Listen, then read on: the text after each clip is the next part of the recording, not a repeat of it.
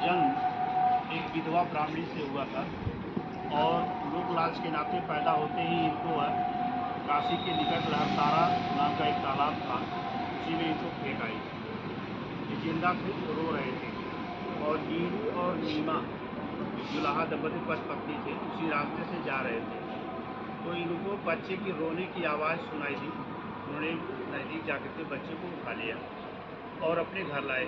संयोग से इनकी कोई अपनी संतान नहीं थी, नीरू और नीमा थी, तो वो अपने बच्चे की तरह से पालन पोषण किया। और जब कभी बड़े हुए तो उनके घर जुलाहा मतलब कपड़ा बुनने का काम होता था, जुलाहा थे वो नीरू और नीमा।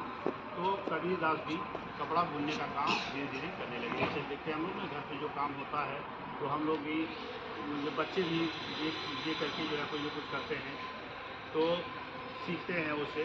तो कबीरदास भी कपड़ा बुनने का काम करते थे और ये जब बड़े हुए तो इनका विवाह हुआ। इनकी पत्नी का नाम लोई था और इनसे 2 संतान उत्पन्न हुई।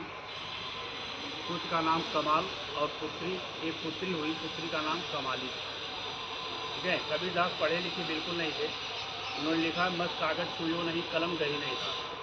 ये कागज़ कलम कोई चीज़ लिखते हैं तो कागज़ कलम स्याही की आवश्यकता पड़ती है ना, इनके पास बिल्कुल नहीं। कागज़ कलम तो इन्होंने पकड़ा ही नहीं, कागज़ को छुआ ही नहीं।